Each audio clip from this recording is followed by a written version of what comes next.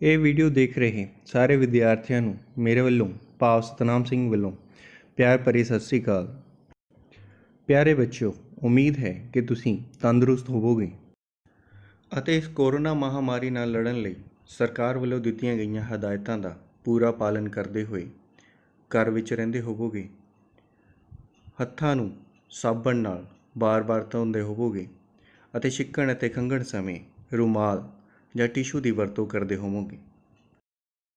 ਇਹ video fibre to fabrics ਭਾਵ ਰੇਸ਼ਿਆਂ ਤੋਂ ਕੱਪੜਿਆਂ ਨਾਲ ਸੰਬੰਧਿਤ ਹੈ।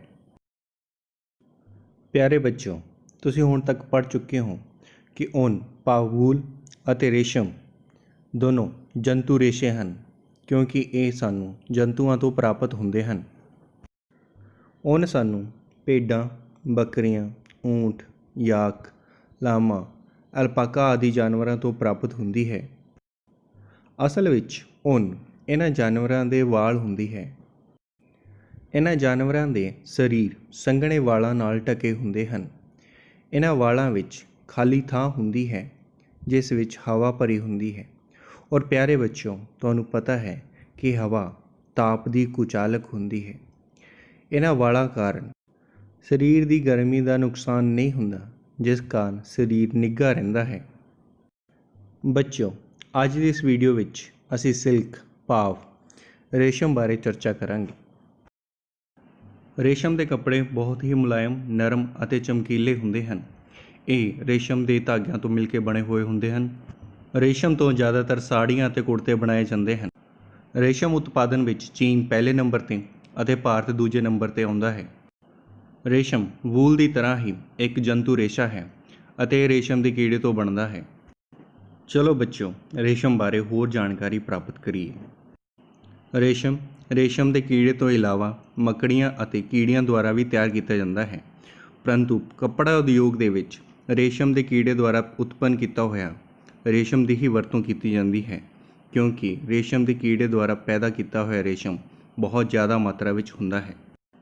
ਸਿਲਕਵਰਮ ਜਾਂ ਰੇਸ਼ਮ ਦੇ ਕੀੜੇ ਦਾ ਸਾਇੰਟੀਫਿਕ ਨੇਮ ਬੋਂਬਿਕਸ ਮੋਰਾਈ ਹੈ ਅਤੇ ਰੇਸ਼ਮ ਦੀ ਖੋਜ ਚੀਨ ਵਿੱਚ ਹੋਈ ਸੀ। ਅਸੀਂ ਅੱਜ ਦੀ ਵੀਡੀਓ ਵਿੱਚ ਕੋਕੂਨ ਤੋਂ ਸਿਲਕ ਭਾਵ ਕੋਕੂਨ ਤੋਂ ਰੇਸ਼ਮ ਬਣਨ ਬਾਰੇ ਜਾਣਕਾਰੀ ਪ੍ਰਾਪਤ ਕਰਾਂਗੇ। ਕੋਕੂਨ ਤੋਂ ਸਿਲਕ ਪ੍ਰਾਪਤ ਕਰਨ ਦੀ ਵਿਧੀ ਨੂੰ ਸਿਲਕ ਪ੍ਰੋਸੈਸਿੰਗ ਕਿਹਾ ਜਾਂਦਾ ਹੈ। ਪਿਆਰੇ ਬੱਚਿਓ, ਕੋਕੂਨ ਤੋਂ ਸਿਲਕ ਪ੍ਰਾਪਤ ਕਰਨ ਦੀ ਵਿਧੀ ਨੂੰ ਜਾਣਨ ਤੋਂ ਪਹਿਲਾਂ ਸਾਨੂੰ ਸਿਲਕਵਰਮ ਭਾਵ ਰੇਸ਼ਮ ਦੇ ਕੀੜੇ ਦੇ ਜੀਵਨ ਚੱਕਰ ਬਾਰੇ ਪਤਾ ਹੋਣਾ ਚਾਹੀਦਾ ਹੈ। ਰੇਸ਼ਮ ਦੇ ਕੀੜੇ ਭਾਵ ਸਿਲਕ ਮੋਥ ਦਾ ਜੀਵਨ ਚੱਕਰ 6 ਤੋਂ 8 ਹਫ਼ਤਿਆਂ ਦਾ ਹੁੰਦਾ ਹੈ ਅਤੇ ਇਸ ਵਿੱਚ ਮੁੱਖ 4 ਸਟੇਜਸ ਹੁੰਦੀਆਂ ਹਨ। ਉਹ ਹੈ ਅਡਲਟ ਭਾਵ ਪ੍ਰੌੜ, ਅੰਡੇ, ਕੈਟਰਪਿਲਰ ਜਿਸ ਨੂੰ ਲਾਰਵਾ ਵੀ ਕਿਹਾ ਜਾਂਦਾ ਹੈ, ਅਤੇ ਪਿਊਪਾ ਜੋ ਕਿ ਕੋਕੂਨ ਵਿੱਚ ਵਿਕਸਿਤ ਹੁੰਦਾ ਹੈ। ਇੱਕ ਅਡਲਟ ਭਾਵ ਬਾਲਗ ਸਿਲਕ ਮੋਥ 300 ਤੋਂ ਲੈ ਕੇ 500 ਅੰਡੇ ਦਿੰਦੀ ਹੈ। ਸਿਲਕ ਮੋਥ ਦੇ ਇਹਨਾਂ ਅੰਡਿਆਂ ਨੂੰ ਸਿਲਕ ਸੀਡਸ ਵੀ ਕਿਹਾ ਜਾਂਦਾ ਹੈ। ਇਹਨਾਂ ਅੰਡਿਆਂ ਨੂੰ ਪੇਪਰ ਜਾਂ ਕੱਪੜੇ 'ਤੇ ਇਕੱਠਾ ਕਰ ਲਿਆ ਜਾਂਦਾ ਹੈ ਅਤੇ ਰੇਸ਼ਮ ਉਦਯੋਗ ਦੇ ਨਾਲ ਸੰਬੰਧਿਤ ਵਿਅਕਤੀਆਂ ਨੂੰ ਇਹ ਬੀਜ ਵੇਚ ਦਿੱਤੇ ਜਾਂਦੇ ਹਨ। ਉਹ ਵਿਅਕਤੀ ਜੋ ਰੇਸ਼ਮ ਉਦਯੋਗ ਨਾਲ ਜੁੜੇ ਹੋਏ ਹਨ, ਉਹ ਇਹਨਾਂ ਰੇਸ਼ਮ ਦੇ ਅੰਡਿਆਂ ਨੂੰ ਉਚਿਤ ਤਾਪਮਾਨ ਅਤੇ ਨਮੀ ਵਿੱਚ ਸੁਰੱਖਿਅਤ ਰੱਖਦੇ ਹਨ। ਜੇਕਰ ਇਹ ਅੰਡੇ ਨਿਸ਼ੇਚਿਤ ਹੋਣ ਤਾਂ 10 ਤੋਂ 14 ਦਿਨ ਬਾਅਦ ਇਹਨਾਂ ਅੰਡਿਆਂ ਵਿੱਚੋਂ ਕਾਲੇ ਰੰਗ ਦੇ ਕੈਟਰਪਿਲਰ ਭਾਵ ਲਾਰਵੀ ਪੈਦਾ ਹੁੰਦੇ ਹਨ। ਇਹਨਾਂ ਰੇਸ਼ਮ ਦੇ ਕੀੜਿਆਂ ਜਾਂ ਲਾਰਵਿਆਂ ਨੂੰ ਤੂਤ ਦੇ ਪੱਤੇ ਖਿਲਾਏ ਜਾਂਦੇ ਹਨ। ਇਹ ਤੂਤ ਦੇ ਪੱਤਿਆਂ ਨੂੰ ਦਿਨ ਅਤੇ ਰਾਤ ਖਾਂਦੇ ਹਨ ਅਤੇ 20 ਤੋਂ 25 ਦਿਨਾਂ ਵਿੱਚ ਹੀ ਆਪਣੇ ਪੁੰਜ ਦਾ 10,000 ਗੁਣਾ ਵਧਾ ਲੈਂਦੇ ਹਨ। 25 ਤੋਂ 30 ਦਿਨਾਂ ਬਾਅਦ ਇਹਨਾਂ ਦਾ ਰੰਗ ਕਰੀਮੀ ਵਾਈਟ ਹੋ ਜਾਂਦਾ ਹੈ ਅਤੇ ਇਹ ਪੱਤਿਆਂ ਨੂੰ ਖਾਣਾ ਬੰਦ ਕਰ ਦਿੰਦੇ ਹਨ। ਇਹਨਾਂ ਕੀੜਿਆਂ ਨੂੰ ਫਿਰ ਬਾਂਸ ਜਾਂ ਲੱਕੜ ਦੇ ਬਣੇ ਹੋਏ ਫਰੇਮ ਵਿੱਚ ਪਾ ਦਿੱਤਾ ਜਾਂਦਾ ਹੈ, ਜਿੱਥੇ ਇਹ ਆਪਣੇ ਆਲੇ ਦੁਆਲੇ ਰੇਸ਼ਮ ਤੋਂ ਇੱਕ ਟੈਂਪਰੇਰੀ ਘਰ ਬਣਾਉਂਦੇ ਹਨ, ਜਿਸ ਨੂੰ ਕੋਕੂਨ ਕਿਹਾ ਜਾਂਦਾ ਹੈ। ਰੇਸ਼ਮ ਦੇ ਧਾਗੇ ਇਹਨਾਂ ਰੇਸ਼ਮ ਦੇ ਕੀੜਿਆਂ ਦੀਆਂ ਥੁੱਕ ਵਾਲੀਆਂ ਗ੍ਰੰਥੀਆਂ ਦਾ ਰਿਸਾਵ ਹੁੰਦਾ ਹੈ, ਜੋ ਹਵਾ ਦੇ ਸੰਪਰਕ ਵਿੱਚ ਆਉਣ 'ਤੇ ਜੰਮ ਜਾਂਦਾ ਹੈ ਅਤੇ ਸਟੀਲ ਦੇ ਨਾਲੋਂ ਵੱਧ ਮਜ਼ਬੂਤ ਧਾਗੇ ਬਣਾ ਦਿੰਦਾ ਹੈ।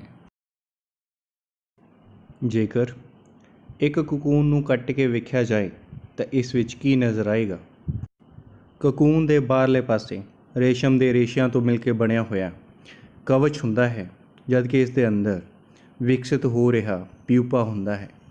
ਇਹ ਪਿਊਪਾ ਅੱਗੇ ਜਾ ਕੇ ਵਿਕਸਿਤ ਹੋ ਕੇ ਮੋਥ ਬਣਾਉਂਦਾ ਹੈ, ਜਿਸ ਨੂੰ ਪਤੰਗਾ ਵੀ ਕਿਹਾ ਜਾਂਦਾ ਹੈ।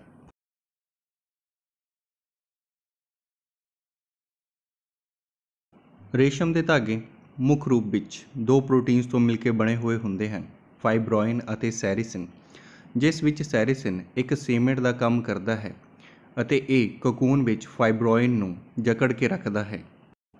ਸਿਲਕ ਮੋਥ ਦੇ ਫਰਦਰ ਡਿਵੈਲਪਮੈਂਟ ਇਸ ਕੋਕੂਨ ਵਿੱਚ ਹੀ ਹੁੰਦੀ ਹੈ। ਲਾਰਵਾ ਪਿਊਪਾ ਵਿੱਚ ਬਦਲ ਜਾਂਦਾ ਹੈ। ਕੋਕੂਨ ਬਣਨ ਦੇ ਲਗਭਗ 14 ਦਿਨ ਮਗਰੋਂ ਕੋਕੂਨ ਵਿੱਚੋਂ ਅਡਲਟ ਮੋਥ ਭਾਵ ਪਤੰਗਾ ਪੈਦਾ ਹੁੰਦਾ ਹੈ। ਸਿਲਕ ਮੋਥ ਦਾ ਥੁੱਕ ਕੋਕੂਨ ਦੇ ਧਾਗਿਆਂ ਨੂੰ ਨਰਮ ਕਰ ਦਿੰਦਾ ਹੈ, ਜਿਸ ਨਾਲ ਅਡਲਟ ਮੋਥ ਭਾਵ ਪਤੰਗਾ ਉਸ ਕੋਕੂਨ ਵਿੱਚੋਂ ਬਾਹਰ ਆ ਜਾਂਦਾ ਹੈ। ਪਿਆਰੇ ਵਿਦਿਆਰਥੀਓ, ਇਸ ਟੌਪਿਕ ਨੂੰ ਹੋਰ ਸਮਝਣ ਦੇ ਲਈ ਚਲੋ ਆਪਾਂ ਇੱਕ ਐਕਟੀਵਿਟੀ ਕਰਦੇ ਹਾਂ। ਇਹ ਐਕਟੀਵਿਟੀ ਤੁਹਾਡੀ ਸਾਇੰਸ ਦੀ ਬੁੱਕ ਦੇ ਲੈਸਨ ਨੰਬਰ 3 ਤੇ ਪੇਜ ਨੰਬਰ 37 ਦੇ ਉੱਪਰ ਦਰਜ ਹੈ। ਇਹ ਐਕਟੀਵਿਟੀ 3.7 ਹੈ ਅਤੇ ਇਸ ਐਕਟੀਵਿਟੀ ਦਾ ਨਾਮ ਰੇਸ਼ਮ ਦੇ ਕੀੜੇ ਦਾ ਜੀਵਨ ਚੱਕਰ ਦਾ ਅਧਿਐਨ ਕਰਨਾ ਹੈ। ਇਹ ਐਕਟੀਵਿਟੀ ਕਰਨ ਤੋਂ ਪਹਿਲਾਂ ਚਲੋ ਆਪਾਂ ਇਹ ਸਮਝ ਲੈਂਦੇ ਹਾਂ ਕਿ ਇਹ ਐਕਟੀਵਿਟੀ ਕਿਸ ਤਰ੍ਹਾਂ ਕਰਨੀ ਹੈ। ਇਸ ਐਕਟੀਵਿਟੀ ਮੁਤਾਬਕ ਪੇਜ ਨੰਬਰ 36 ਦੇ ਚਿੱਤਰ ਨੰਬਰ 3.9 ਦੀ ਫੋਟੋ ਸਟੇਟ ਕਾਪੀ ਲੈਣੀ ਹੈ ਅਤੇ ਉਸ ਵਿੱਚ ਦਿੱਤੇ ਗਏ ਚਿੱਤਰਾਂ ਨੂੰ ਕੈਂਚੀ ਦੀ ਸਹਾਇਤਾ ਦੇ ਨਾਲ ਕੱਟ ਲੈਣਾ ਹੈ। ਉਹਨਾਂ ਚਿੱਤਰਾਂ ਨੂੰ ਫਿਰ ਗੱਤੇ ਦੇ ਉੱਪਰ ਜਾਂ ਫਿਰ ਪੇਪਰ ਦੇ ਉੱਪਰ ਚਿਪਕਾ ਲੈਣਾ ਹੈ। ਪ੍ਰਾਪਤ ਹੋਏ ਚਿੱਤਰਾਂ ਨੂੰ ਸਹੀ ਤਰਤੀਬ ਦੇਣੀ ਹੈ ਤਾਂ ਜੋ ਰੇਸ਼ਮ ਦੇ ਕੀੜੇ ਦਾ ਜੀਵਨ ਚੱਕਰ ਪੂਰਾ ਹੋ ਜਾਏ ਅਤੇ ਇਸ ਤੋਂ ਬਾਅਦ ਇਸ ਨੂੰ ਸਕ੍ਰੈਪ ਬੁੱਕ ਉੱਪਰ ਲਗਾ ਕੇ ਰੇਸ਼ਮ ਦੇ ਕੀੜੇ ਬਾਰੇ ਜਾਣਕਾਰੀ ਲਿਖਣੀ ਹੈ। ਚਲੋ ਬੱਚਿਓ, ਇਹ ਐਕਟੀਵਿਟੀ ਸਟਾਰਟ ਕਰਦੇ ਹਾਂ।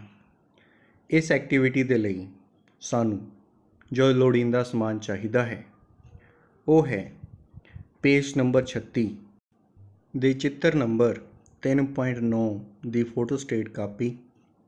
ਇਸ ਤੋਂ ਇਲਾਵਾ ਸਾਨੂੰ ਇਸ ਨੂੰ ਕੱਟਣ ਦੇ ਲਈ ਕੈਂਚੀ ਚਾਹੀਦੀ ਹੈ। ਕੱਟੇ ਹੋਏ ਚਿੱਤਰਾਂ ਨੂੰ ਜੋੜਨ ਦੇ ਲਈ ਗਲੂ ਭਾਵ ਗੂੰਦ ਦੀ ਲੋੜ ਹੈ। ਇਸ ਤੋਂ ਇਲਾਵਾ ਗੱਤੇ ਦੇ ਕੁਝ ਟੁਕੜੇ ਚਾਹੀਦੇ ਹਨ। ਪਿਆਰੇ ਬੱਚਿਓ, ਕੋਈ ਵੀ ਕੰਮ ਜਾਂ ਐਕਟੀਵਿਟੀ ਸ਼ੁਰੂ ਕਰਨ ਤੋਂ ਪਹਿਲਾਂ ਸਾਨੂੰ ਉਸ ਵਿੱਚ ਦਿੱਤੀਆਂ ਗਈਆਂ ਹਦਾਇਤਾਂ ਬਾਰੇ ਚੰਗੀ ਤਰ੍ਹਾਂ ਜਾਣਕਾਰੀ ਪ੍ਰਾਪਤ ਕਰ ਲੈਣੀ ਚਾਹੀਦੀ ਹੈ, ਕਿਉਂਕਿ ਇਹ ਹਦਾਇਤਾਂ ਇੱਕ ਪਾਸੇ ਤਾਂ ਸਾਡਾ ਕੰਮ ਸੁਖਾਲਾ ਕਰ ਦਿੰਦੀਆਂ ਹਨ ਅਤੇ ਦੂਜੇ ਪਾਸੇ ਉਸ ਐਕਟੀਵਿਟੀ ਵਿੱਚ ਜਾਂ ਕੰਮ ਵਿੱਚ ਹੋਣ ਵਾਲੇ ਸੰਭਾਵੀ ਨੁਕਸਾਨ ਤੋਂ ਸਾਡਾ ਬਚਾਅ ਕਰਦੀਆਂ ਹਨ।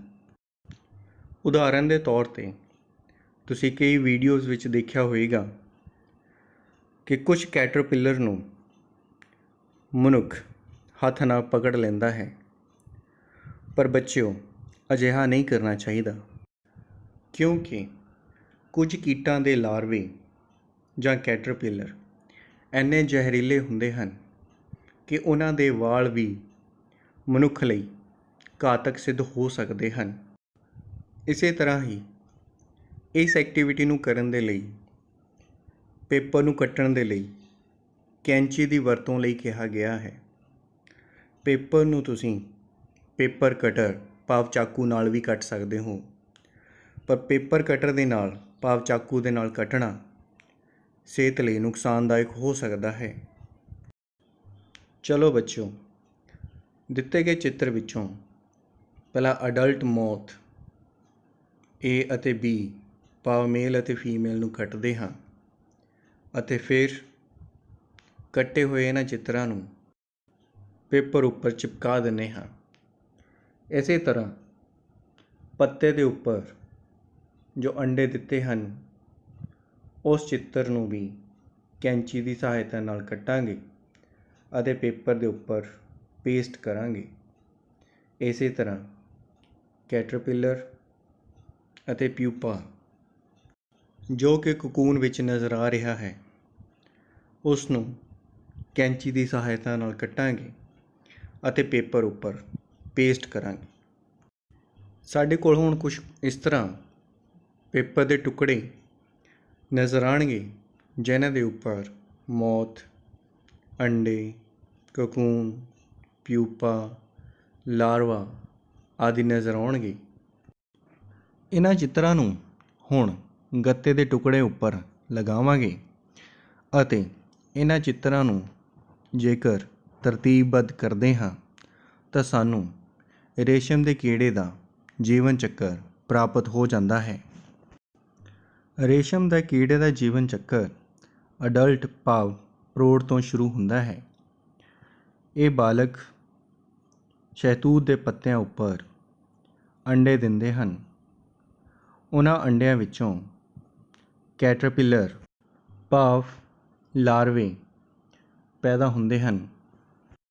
ਇਹ ਲਾਰਵੇ ਸ਼ਹਿਤੂਤ ਦੇ ਪੱਤਿਆਂ ਨੂੰ ਖਾਂਦੇ ਹਨ ਅਤੇ ਇਹਨਾਂ ਦਾ ਆਕਾਰ ਵੱਡਾ ਹੋ ਜਾਂਦਾ ਹੈ। 25 ਤੋਂ 30 ਦਿਨਾਂ ਬਾਅਦ ਇਹ ਲਾਰਵੇ ਆਪਣੇ ਆਲੇ ਦੁਆਲੇ ਰੇਸ਼ਮ ਦੇ ਰੇਸ਼ਿਆਂ ਤੋਂ ਕੋਕੂਨ ਬਣਾਉਂਦੇ ਹਨ ਅਤੇ ਲਾਰਵਾ ਪਿਊਪਾ ਵਿੱਚ ਵਿਕਸਿਤ ਹੋ ਜਾਂਦਾ ਹੈ। ਇਸ ਕੋਕੂਨ ਤੋਂ ਅਡਲਟ ਭਾਵ ਬਾਲਗ ਪੈਦਾ ਹੁੰਦਾ ਹੈ, ਜੋ ਦੁਬਾਰਾ ਅੰਡੇ ਦਿੰਦਾ ਹੈ ਅਤੇ ਇਸ ਤਰ੍ਹਾਂ ਇਹ ਜੀਵਨ ਚੱਕਰ ਚੱਲਦਾ ਰਹਿੰਦਾ ਹੈ। ਸਿਲਕ ਪ੍ਰੋਸੈਸਿੰਗ ਜਾਂ ਰੇਸ਼ਮ ਦੀ ਸੁਧਾਈ ਭਾਵ ਕੋਕੂਨ ਤੋਂ ਰੇਸ਼ਮ ਦਾ ਧਾਗਾ ਪ੍ਰਾਪਤ ਕਰਨਾ। ਬੱਚਿਓ, क्या ਤੁਹਾਨੂੰ ਰੇਸ਼ਮ ਦੀ ਖੋਜ ਦੀ ਕਹਾਣੀ ਯਾਦ ਹੈ? ਜੇਕਰ ਨਹੀਂ ਤਾਂ ਚਲੋ ਆਪਾਂ ਇੱਕ ਕਹਾਣੀ ਨੂੰ ਸੁਣੀਏ। ਲਗਭਗ 3000 BC ਪਹਿਲਾਂ ਚੀਨ ਵਿੱਚ ਬਾਦਸ਼ਾਹ ਹੁੰਦਾ ਸੀ ਜਿਸ ਦਾ ਨਾਮ ਸੀ ਹੁਆਂਗ ਟੀ। ਹੁਆਂਗ ਟੀ ਦੇ ਬਾਗ ਵਿੱਚ ਸ਼ਹਿਤੂਤ ਦੀ ਪੈਦਾਵਾਰ ਘਟ ਗਈ, ਜਿਸ ਦਾ ਪਤਾ ਲਗਾਉਣ ਦੇ ਲਈ ਉਸਨੇ ਆਪਣੀ ਮਹਾਰਾਣੀ ਸੀਲੁੰਗ ਚੀ ਨੂੰ ਕਿਹਾ। ਸੀਲੁੰਗ ਚੀ ਨੇ ਦੇਖਿਆ ਕਿ ਸ਼ਹਿਤੂਤ ਦੇ ਪੱਤਿਆਂ ਨੂੰ ਚਿੱਟੇ ਰੰਗ ਦੇ ਕੀੜੇ ਖਾ ਰਹੇ ਹਨ ਅਤੇ ਕੋਕੂਨ ਬਣਾ ਰਹੇ ਹਨ। ਉਸਨੇ ਕੁਝ ਕੋਕੂਨ ਨੂੰ ਇਕੱਠਾ ਕੀਤਾ ਕਿ ਅਚਾਨਕ ਇੱਕ ਕੋਕੂਨ ਉਸਦੇ ਚਾਹ ਦੀ ਕੱਪ ਵਿੱਚ ਗਿਰ ਗਿਆ ਅਤੇ ਜਿਸ ਨਾਲ ਕੋਕੂਨ ਦੇ ਧਾਗੇ ਵੱਖ-ਵੱਖ ਹੋ ਗਏ। ਇਸ ਤਰ੍ਹਾਂ ਰੇਸ਼ਮ ਦੀ ਖੋਜ ਹੋ ਗਈ ਅਤੇ ਰੇਸ਼ਮ ਤੋਂ ਕੱਪੜੇ ਬਣਾਉਣ ਦੀ ਵਿਧੀ ਨੂੰ ਕਈ ਸਾਲ ਤੱਕ ਗੁਪਤ ਰੱਖਿਆ ਗਿਆ। ਹੁਣ ਵੀ ਇਸੇ ਵਿਧੀ ਨੂੰ ਵਰਤ ਕੇ ਕੋਕੂਨ ਤੋਂ ਰੇਸ਼ਮ ਦੇ ਧਾਗਿਆਂ ਨੂੰ ਵੱਖ ਕੀਤਾ ਜਾਂਦਾ ਹੈ। ਸਭ ਤੋਂ ਪਹਿਲਾਂ ਕੋਕੂਨ ਨੂੰ ਧੁੱਪ ਵਿੱਚ ਸੁਕਾ ਲਿਆ ਜਾਂਦਾ ਹੈ ਤਾਂ ਜੋ ਇਸ ਵਿੱਚ ਮੋਇਸਚਰ ਭਾਵ ਨਮੀ ਦੀ ਮਾਤਰਾ ਨੂੰ ਨਿਯੰਤਰਿਤ ਕੀਤਾ ਜਾ ਸਕੇ। ਫਿਰ ਕੋਕੂਨ ਨੂੰ ਉਬਲਦੇ ਹੋਏ ਪਾਣੀ ਵਿੱਚ ਪਾਇਆ ਜਾਂਦਾ ਹੈ ਜਾਂ ਫਿਰ ਕੋਕੂਨ ਨੂੰ ਉਬਾਲਿਆ ਜਾਂਦਾ ਹੈ, ਜਿਸ ਨਾਲ ਇਸ ਦੀ ਸੈਰੇਸਿਨ ਨਾਮ ਦੀ ਪ੍ਰੋਟੀਨ ਨਰਮ ਹੋ ਜਾਂਦੀ ਹੈ ਅਤੇ ਸਿਲਕ ਦੇ ਧਾਗੇ ਵੱਖ ਹੋ ਜਾਂਦੇ ਹਨ। ਜੇਕਰ ਕੋਕੂਨ ਸਾਬਤਾ ਹੋਵੇ ਭਾਵ ਕਿ ਕੋਕੂਨ ਵਿੱਚੋਂ ਇਸ ਦਾ ਪਤੰਗਾ ਭਾਵ ਮੌਥ ਨਾ ਨਿਕਲਿਆ ਹੋਵੇ ਤਾਂ ਰੇਸ਼ਮ ਦਾ ਰੇਸ਼ਾ ਲੰਬਾ ਹੁੰਦਾ ਹੈ ਅਤੇ ਇਸ ਨੂੰ ਰੀਲ ਉੱਪਰ ਲਪੇਟ ਲਿਆ ਜਾਂਦਾ ਹੈ। ਇਸ ਵਿਧੀ ਨੂੰ ਰੀਲਿੰਗ ਕਿਹਾ ਜਾਂਦਾ ਹੈ। ਕੋਕੂਨ ਤੋਂ ਪ੍ਰਾਪਤ ਹੋਣ ਵਾਲਾ ਰੇਸ਼ਾ ਬਹੁਤ ਹੀ ਪਤਲਾ ਹੁੰਦਾ ਹੈ ਅਤੇ ਆਰਾਮ ਨਾਲ ਟੁੱਟ ਸਕਦਾ ਹੈ। ਇਸ ਲਈ 3 ਤੋਂ 10 ਰੇਸ਼ਿਆਂ ਨੂੰ ਇਕੱਠਿਆਂ ਹੀ ਰੀਲ ਉੱਪਰ ਲਪੇਟਿਆ ਜਾਂਦਾ ਹੈ। ਇੱਕ ਕੋਕੂਨ ਵਿੱਚ ਲਗਭਗ 900 ਮੀਟਰ ਲੰਬਾ ਰੇਸ਼ਮ ਦਾ ਰੇਸ਼ਾ ਹੁੰਦਾ ਹੈ ਅਤੇ 1 ਕਿਲੋਗ੍ਰਾਮ ਰੇਸ਼ਮ ਪ੍ਰਾਪਤ ਕਰਨ ਦੇ ਲਈ ਲਗਭਗ 50,000 ਕੋਕੂਨ ਦੀ ਲੋੜ ਪੈਂਦੀ ਹੈ। ਇਹੀ ਕਾਰਨ ਹੈ ਕਿ ਕੁਦਰਤੀ ਰੇਸ਼ਮ ਕਾਫੀ ਮਹਿੰਗਾ ਹੁੰਦਾ ਹੈ। ਫਿਰ ਰੀਲ ਤੋਂ ਰੇਸ਼ਮ ਨੂੰ ਵੱਖ ਕਰ ਲਿਆ ਜਾਂਦਾ ਹੈ ਅਤੇ ਇਸ ਦੇ ਲੱਛੇ ਬਣਾ ਲਏ ਜਾਂਦੇ ਹਨ। ਜਿਹੜੇ ਕੋਕੂਨ ਵਿੱਚੋਂ ਮੌਥ ਜਾਂ ਪਤੰਗਾ ਨਿਕਲ ਜਾਂਦਾ ਹੈ, ਉਹਨਾਂ ਵਿੱਚ ਰੇਸ਼ਮ ਦਾ ਰੇਸ਼ਾ ਲਗਾਤਾਰ ਨਹੀਂ ਹੁੰਦਾ, ਭਾਵ ਕਿ ਰੇਸ਼ਮ ਦਾ ਰੇਸ਼ਾ ਟੁੱਟ ਜਾਂਦਾ ਹੈ। ਅਜਿਹੇ ਕੋਕੂਨ ਤੋਂ ਰੇਸ਼ਮ ਦੇ ਰੇਸ਼ਿਆਂ ਦੀ ਰੀਲਿੰਗ ਨਹੀਂ ਕੀਤੀ ਜਾ ਸਕਦੀ। ਅਜਿਹੇ ਕੋਕੂਨ ਤੋਂ ਵੀ ਰੇਸ਼ਾ ਪ੍ਰਾਪਤ ਕਰਨ ਲਈ ਸਭ ਤੋਂ ਪਹਿਲਾਂ ਇਹਨਾਂ ਕੋਕੂਨ ਨੂੰ ਗਰਮ ਪਾਣੀ ਵਿੱਚ ਉਬਾਲਿਆ ਜਾਂਦਾ ਹੈ ਅਤੇ ਬਾਅਦ ਵਿੱਚ ਕੋਕੂਨ ਨੂੰ ਚਰਖੇ ਦੀ ਮਦਦ ਨਾਲ ਕੱਤ ਲਿਆ ਜਾਂਦਾ ਹੈ ਅਤੇ ਬਾਅਦ ਵਿੱਚ ਉਸ ਤੋਂ ਵੀ ਲੱਛੇ ਤਿਆਰ ਕਰ ਲਏ ਜਾਂਦੇ ਹਨ।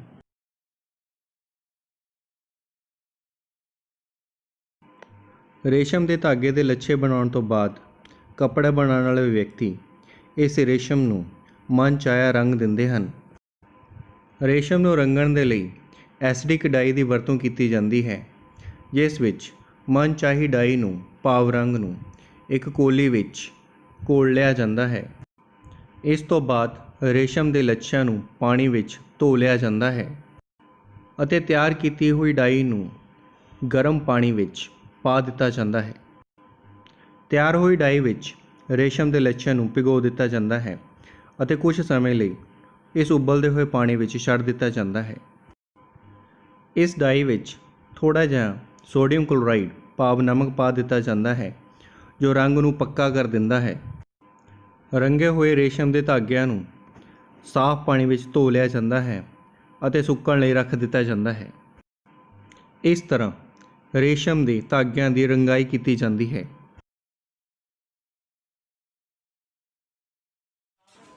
ਇਹਨਾਂ ਰੰਗੇ ਹੋਏ ਰੇਸ਼ਮ ਦੇ ਧਾਗਿਆਂ ਤੋਂ ਕੱਪੜਾ ਬਣਾਉਣ ਦੇ ਲਈ ਇਹਨਾਂ ਧਾਗਿਆਂ ਨੂੰ ਲੰਬੀਦਾਰ ਤਣਿਆ ਜਾਂਦਾ ਹੈ ਅਤੇ ਇਸ ਵਿੱਚ ਡਿਜ਼ਾਈਨ ਬਣਾਉਣ ਦੇ ਲਈ ਹੋਰ ਰੇਸ਼ਮ ਦੇ ਰੰਗੇ ਹੋਏ ਧਾਗਿਆਂ ਨੂੰ ਇਹਨਾਂ ਵਿੱਚੋਂ ਲੰਘਾਇਆ ਜਾਂਦਾ ਹੈ ਤਾਂ ਜੋ ਸੁੰਦਰ ਅਤੇ ਮਨਮੋਹਕ ਡਿਜ਼ਾਈਨ ਬਣਾਏ ਜਾ ਸਕਣ।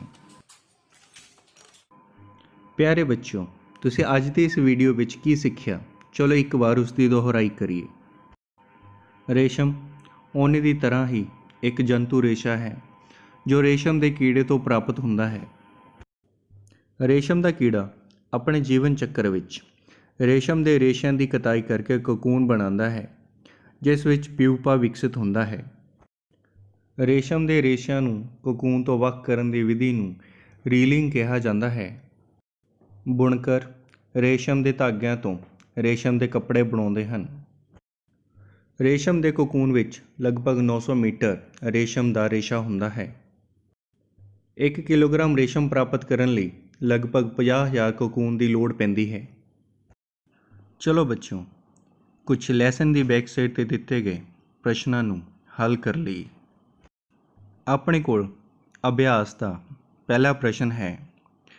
ਸ਼ਾਇਦ ਤੁਸੀਂ ਨਰਸਰੀ ਜਮਾਤ ਵਿੱਚ ਹੇਠ ਲਿਖੀਆਂ ਸਤਰਾਂ ਪੜ੍ਹੀਆਂ ਹੋਣਗੀਆਂ। Baa black sheep, have you any wool? Mary had a little lamb whose fleece white as snow। ਉੱਪਰ ਲਿਖੀਆਂ ਸਤਰਾਂ ਦੇ ਆਧਾਰ 'ਤੇ ਇਹ ਦੱਸੋ ਕਿ ਬਲੈਕ ਸ਼ੀਪ ਭਾਵ ਕਾਲੀ ਭੇਡ ਦੇ ਕਿਹੜੇ ਭਾਗ ਵਿੱਚ ਉੱਨ ਹੁੰਦੀ ਹੈ। ਇੱਥੇ ਉੱਨ ਤੋਂ ਭਾਵ ਭੇਡ ਦੇ ਵਾਲਾਂ ਤੋਂ ਹੈ। ਭੇਡ ਦਾ ਸਾਰਾ ਸਰੀਰ ਵਾਲਾਂ ਨਾਲ ਭਾਵ ਉੱਨ ਨਾਲ ਢਕਿਆ ਹੁੰਦਾ ਹੈ, ਇਸ ਲਈ ਬਲੈਕ ਸ਼ੀਪ ਭਾਵ ਕਾਲੀ ਭੇਡ ਦੇ ਸਾਰੇ ਭਾਗਾਂ 'ਤੇ ਉੱਨ ਹੁੰਦੀ ਹੈ। ਇਸ ਪ੍ਰਸ਼ਨ ਦਾ ਸੈਕਿੰਡ ਭਾਗ ਹੈ ਲੇਲੇ ਭਾਵ ਲੈਮ ਦੇ ਸਫੇਦ ਰੋਮਾਂ ਦਾ ਕੀ ਭਾਵ ਹੈ। ਸਫੇਦ ਰੋਮ ਤੋਂ ਭਾਵ ਉਸ ਦੇ ਚਿੱਟੇ ਵਾਲਾਂ ਤੋਂ ਹੈ। ਐਕਸਰਸਾਈਜ਼ ਦਾ ਸੈਕਿੰਡ ਪ੍ਰਸ਼ਨ ਹੈ, ਸਹੀ ਉੱਤਰ ਚੁਣੋ। ਰੇਸ਼ਮ ਦਾ ਕੀੜਾ ਲਾਰਵਾ ਹੈ, ਐੜਾ ਕੈਟਰਪਿਲਰ ਹੈ। ਇਸ ਦੇ ਆਪਸ਼ਨ ਹਨ ਕੱਕਾ ਸਿਰਫ ਊੜਾ, ਖੱਖਾ ਸਿਰਫ ਐੜਾ, ਗੱਗਾ ਊੜਾ ਅਤੇ ਐੜਾ ਦੋਵੇਂ, ਘੱਗਾ ਨਾ ਹੀ ਊੜਾ ਅਤੇ ਨਾ ਹੀ ਐੜਾ। ਲਾਰਵਾ ਅਤੇ ਕੈਟਰਪਿਲਰ ਇੱਕ ਹੀ ਹੁੰਦੇ ਹਨ, ਇਸ ਲਈ ਇਸ ਪ੍ਰਸ਼ਨ ਦਾ ਉੱਤਰ ਹੈ ਗੱਗਾ ਭਾਗ ਭਾਵ ਊੜਾ ਅਤੇ ਐੜਾ। ਬੱਚਿਓ, ਐਕਸਰਸਾਈਜ਼ ਦਾ ਤੀਸਰਾ ਪ੍ਰਸ਼ਨ ਹੈ, ਹੇਠ ਲਿਖਿਆਂ ਵਿੱਚੋਂ ਕਿਸ ਤੋਂ ਉੱਨ ਪ੍ਰਾਪਤ ਨਹੀਂ ਹੁੰਦੀ। ਆਪਸ਼ਨ ਹੈ ਯਾਕ, ਐੜਾ ਊਠ, ਈੜੀ ਬੱਕਰੀ ਅਤੇ ਸੱਸਾ ਸੰਘਣੇ ਵਾਲਾਂ ਵਾਲਾ ਕੁੱਤਾ। ਬੱਚਿਓ, ਸਾਨੂੰ ਉੱਨ ਭੇਡ, ਬੱਕਰੀ, ਊਠ, ਯਾਕ, ਲਾਮਾ ਆਦਿ ਤੋਂ ਪ੍ਰਾਪਤ ਹੁੰਦੀ ਹੈ, ਪਰ ਸੰਘਣੇ ਵਾਲਾਂ ਵਾਲੇ ਕੁੱਤੇ ਤੋਂ ਪ੍ਰਾਪਤ ਨਹੀਂ ਹੁੰਦੀ। ਇਸ ਲਈ ਇਸ ਪ੍ਰਸ਼ਨ ਦਾ ਉੱਤਰ ਸੱਸਾ ਭਾਗ ਹੈ। ਸੰਘਣੇ ਵਾਲਾਂ ਵਾਲਾ ਕੁੱਤਾ। ਐਕਸਰਸਾਈਜ਼ ਦਾ ਚੌਥਾ ਪ੍ਰਸ਼ਨ ਹੈ, ਹੇਠ ਲਿਖੇ ਸ਼ਬਦਾਂ ਦਾ ਕੀ ਅਰਥ ਹੈ? ਪਾਲਣ, ਉੱਨ ਕਟਾਈ, ਰੇਸ਼ਮ ਕੀਟ ਪਾਲਣਾ। ਪਾਲਣ ਤੋਂ ਭਾਵ ਵੱਖ-ਵੱਖ ਕਿਸਮ ਦੇ ਜਾਨਵਰ ਜਿਵੇਂ ਮੁਰਗੀਆਂ, ਮੱਝਾਂ, ਗਾਵਾਂ, ਭੇਡਾਂ, ਬੱਕਰੀਆਂ, ਊਠ ਆਦਿ ਨੂੰ ਮੀਟ, ਆਂਡੇ, ਦੁੱਧ ਅਤੇ ਉੱਨ ਪ੍ਰਾਪਤ ਕਰਨ ਲਈ ਪਾਲਣ ਅਖਵਾਉਂਦਾ ਹੈ। ਭੇਡਾਂ, ਬੱਕਰੀਆਂ, ਊਠ, ਯਾਕ, ਲਾਮਾ ਆਦਿ ਵਰਗੇ ਜਾਨਵਰਾਂ ਤੋਂ ਉੱਨ ਦੀ ਪ੍ਰਾਪਤੀ ਲਈ ਉਹਨਾਂ ਦੇ ਵਾਲਾਂ ਨੂੰ ਕੱਟਣਾ ਉੱਨ ਦੀ ਕਟਾਈ ਜਾਂ ਸ਼ੇਅਰਿੰਗ ਕਿਹਾ ਜਾਂਦਾ ਹੈ। ਉੱਨ ਦੀ ਕਟਾਈ ਹੱਥ ਨਾਲ ਜਾਂ ਮਸ਼ੀਨ ਦੇ ਨਾਲ ਕੀਤੀ ਜਾਂਦੀ ਹੈ। ਸੈਰੀਕਲਚਰ ਜਾਂ ਰੇਸ਼ਮ ਕੀਟ ਪਾਲਣ ਤੋਂ ਭਾਵ ਰੇਸ਼ਮ ਦੇ ਕੀੜਿਆਂ ਨੂੰ ਰੇਸ਼ਮ ਦੀ ਪ੍ਰਾਪਤੀ ਲਈ ਪਾਲਣਾ ਹੈ। ਰੇਸ਼ਮ ਦੇ ਕੀੜਿਆਂ ਨੂੰ ਮਲਬੈਰੀ ਲੀਫ ਭਾਵ ਸ਼ਹਿਤੂਤ ਦੇ ਪੱਤਿਆਂ ਉੱਪਰ ਪਾਲਿਆ ਜਾਂਦਾ ਹੈ ਅਤੇ ਇਸ ਤੋਂ ਕੋਕੂਨ ਪ੍ਰਾਪਤ ਕੀਤੇ ਜਾਂਦੇ ਹਨ, ਜਿਸ ਤੋਂ ਬਾਅਦ ਵਿੱਚ ਰੇਸ਼ਮ ਦੀ ਪ੍ਰਾਪਤੀ ਹੁੰਦੀ ਹੈ। ਬੱਚਿਓ, ਐਕਸਰਸਾਈਜ਼ ਦਾ ਅਗਲਾ ਕੁਐਸਚਨ ਹੈ, ਹੇਠ ਲਿਖਿਆਂ ਵਿੱਚੋਂ ਕਿਹੜੇ ਦੋ ਸ਼ਬਦ ਰੇਸ਼ਮ ਦੇ ਉਤਪਾਦਨ ਨਾਲ ਸੰਬੰਧਿਤ ਹਨ? ਰੇਸ਼ਮ ਕੀਟ ਪਾਲਣ, ਫੁੱਲਾਂ ਦੀ ਖੇਤੀ, ਸ਼ਹਿਤੂਤ ਖੇਤੀ, ਸ਼ਹਿਦ ਦੀ ਮੱਖੀ ਦਾ ਪਾਲਣ, ਵਣ ਵਰਧਨ। ਪਿਆਰੇ ਬੱਚਿਓ, ਅੱਜ ਦੀ ਇਸ ਵੀਡੀਓ ਵਿੱਚ ਤੁਸੀਂ ਦੇਖ ਚੁੱਕੇ ਹੋ ਕਿ ਸੈਰੀਕਲਚਰ ਤੋਂ ਭਾਵ ਰੇਸ਼ਮ ਦੇ ਕੀੜਿਆਂ ਨੂੰ ਸ਼ਹਿਤੂਤ ਦੇ ਪੱਤੇ ਭਾਵ ਮੋਰਸ ਐਲਬਾ ਦੇ ਪੱਤਿਆਂ ਉੱਪਰ ਪਾਲਿਆ ਜਾਂਦਾ ਹੈ ਤਾਂ ਜੋ ਉਹਨਾਂ ਤੋਂ ਰੇਸ਼ਮ ਪ੍ਰਾਪਤ ਕੀਤੀ ਜਾ ਸਕੇ। ਇਸ ਲਈ ਇਸ ਪ੍ਰਸ਼ਨ ਦੇ ਵਿੱਚ ਦਿੱਤੇ ਗਏ ਵਿਕਲਪਾਂ ਵਿੱਚੋਂ ਰੇਸ਼ਮ ਕੀਟ ਪਾਲਣ ਅਤੇ ਸ਼ਹਿਤੂਤ ਖੇਤੀ ਆਪਸ ਵਿੱਚ ਸੰਬੰਧਿਤ ਹਨ।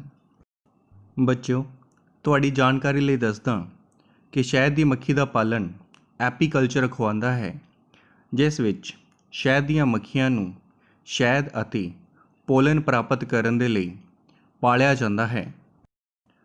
ਬੱਚਿਓ, ਅਗਲਾ ਕੁਐਸਚਨ ਹੈ, ਕਾਲਮ A ਵਿੱਚ ਦਿੱਤੇ ਗਏ ਸ਼ਬਦਾਂ ਨੂੰ ਕਾਲਮ B ਵਿੱਚ ਦਿੱਤੇ ਗਏ ਵਾਕਾਂ ਨਾਲ ਮਿਲਾਓ। ਕਾਲਮ A ਵਿੱਚ ਅਭਿਮਾਰਜਨ, ਸ਼ਹਿਤੂਤ ਦੇ ਪੱਤੇ, ਯਾਕ ਅਤੇ ਕੋਕੂਨ ਹੈ, ਜਦਕਿ ਕਾਲਮ B ਵਿੱਚ ਰੇਸ਼ਮ ਰੇਸ਼ਾ ਪੈਦਾ ਕਰਦਾ ਹੈ, ਉੱਨ ਦੇਣ ਵਾਲਾ ਜੰਤੂ, ਰੇਸ਼ਮ ਦੇ ਕੀੜੇ ਦਾ ਭੋਜਨ, ਰੀਲਿੰਗ, ਕੱਟੀ ਗਈ ਉੱਨ ਦੀ ਸਫਾਈ ਦਿੱਤੀ ਗਈ ਹੈ। ਪਿਆਰੇ ਬੱਚਿਓ, ਤੁਸੀਂ ਉੱਨ ਦੀ ਪ੍ਰਾਪਤੀ ਵਿਧੀ ਵਿੱਚ ਪੜ੍ਹਿਆ ਹੈ ਕਿ ਉੱਨ ਦੀ ਕਟਾਈ ਤੋਂ ਬਾਅਦ ਉਸ ਵਿੱਚ ਧੂੜ, ਮਿੱਟੀ, ਗੰਦਗੀ ਨੂੰ ਸਾਫ਼ ਕਰਨ ਦੇ ਲਈ ਉਸ ਨੂੰ ਧੋਤਾ ਜਾਂਦਾ ਹੈ। ਉਸ ਕਿਰਿਆ ਨੂੰ ਅਭਿਮਾਰਜਨ ਕਿਹਾ ਜਾਂਦਾ ਹੈ।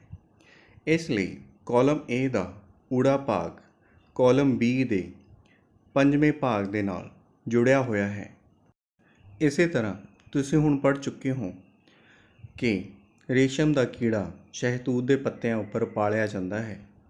ਇਸ ਲਈ ਕਾਲਮ A ਦਾ ਐੜਾ ਭਾਗ ਸ਼ਹਿਤੂਤ ਦੇ ਪੱਤੇ, ਕਾਲਮ B ਦੇ ਤੀਸਰੇ ਭਾਗ ਰੇਸ਼ਮ ਦੇ ਕੀੜੇ ਦਾ ਭੋਜਨ ਨਾਲ ਜੁੜਿਆ ਹੋਇਆ ਹੈ। ਬੱਚਿਓ, ਅਸੀਂ ਪੜ੍ਹ ਚੁੱਕੇ ਹਾਂ ਕਿ ਉੱਨ ਸਾਨੂੰ ਭੇਡਾਂ, ਬੱਕਰੀਆਂ, ਯਾਕ, ਲਾਮਾ ਆਦਿ ਤੋਂ ਪ੍ਰਾਪਤ ਹੁੰਦਾ ਹੈ। ਇਸ ਲਈ ਕਾਲਮ A ਦਾ ਈੜੀ ਭਾਗ ਯਾਕ ਕਾਲਮ B ਦੇ ਕਿਹੜੇ ਭਾਗ ਨਾਲ ਸੰਬੰਧ ਰੱਖਦਾ ਹੈ? ਬਿਲਕੁਲ ਸਹੀ, ਇਹ ਕਾਲਮ B ਦੇ ਸੈਕਿੰਡ ਭਾਗ ਭਾਵ ਉੱਨ ਦੇਣ ਵਾਲਾ ਜੰਤੂ ਨਾਲ ਸੰਬੰਧ ਰੱਖਦਾ ਹੈ। ਇਸੇ ਤਰ੍ਹਾਂ ਪਿਆਰੇ ਬੱਚਿਓ, ਤੁਸੀਂ ਹੁਣ ਇਹ ਸਮਝ ਚੁੱਕੇ ਹੋ ਕਿ ਕੋਕੂਨ ਰੇਸ਼ਮ ਦੇ ਕੀੜੇ ਤੋਂ ਪੈਦਾ ਹੁੰਦਾ ਹੈ, ਜਿਸ ਵਿੱਚ ਉਹ ਪਿਊਪੇ ਵਿੱਚ ਵਿਕਸਿਤ ਹੁੰਦਾ ਹੈ। ਇਸ ਕੋਕੂਨ ਤੋਂ ਰੇਸ਼ਮ ਦਾ ਧਾਗਾ ਪ੍ਰਾਪਤ ਕੀਤਾ ਜਾਂਦਾ ਹੈ ਅਤੇ ਇਸ ਕੋਕੂਨ ਦੀ ਰੀਲਿੰਗ ਕੀਤੀ ਜਾਂਦੀ ਹੈ। ਇਸ ਲਈ ਕਾਲਮ A ਦਾ ਸੱਸਾ ਭਾਗ ਭਾਵ ਕੋਕੂਨ, ਕਾਲਮ B ਦੇ ਪਹਿਲਾ ਭਾਗ ਰੇਸ਼ਮ ਰੇਸ਼ਾ ਪੈਦਾ ਕਰਦਾ ਹੈ ਅਤੇ ਇਸ ਦਾ ਚੌਥਾ ਭਾਗ ਰੀਲਿੰਗ ਇਹਨਾਂ ਦੋਨਾਂ ਨਾਲ ਸੰਬੰਧ ਰੱਖਦਾ ਹੈ। ਇਸ ਲਈ ਸੱਸੇ ਭਾਗ ਨੂੰ ਕਾਲਮ B ਦੇ ਪਹਿਲੇ ਅਤੇ ਚੌਥੇ ਭਾਗ ਨਾਲ ਅਸੀਂ ਮਿਲਾਵਾਂਗੇ। ਇਸ ਤਰ੍ਹਾਂ ਕਰਨ ਦੇ ਨਾਲ ਆਪਣਾ ਇਹ ਵਾਲਾ ਸਵਾਲ ਸੋਲਵ ਹੋ ਜਾਏਗਾ। ਪਿਆਰੇ ਬੱਚਿਓ, ਉਮੀਦ ਹੈ ਕਿ ਇਹ ਵੀਡੀਓ ਤੁਹਾਨੂੰ ਪਸੰਦ ਆਈ ਹੋਵੇਗੀ। ਜਲਦੀ ਹੀ ਨਵੀਂ ਵੀਡੀਓ ਨਾਲ ਤੁਹਾਡੇ ਸਾਹਮਣੇ ਰੂਬਰੂ ਹੋਵਾਂਗੇ। ਵੀਡੀਓ ਦੇਖਣ ਲਈ ਤੁਹਾਡਾ ਬਹੁਤ ਬਹੁਤ ਸ਼ੁਕਰੀਆ।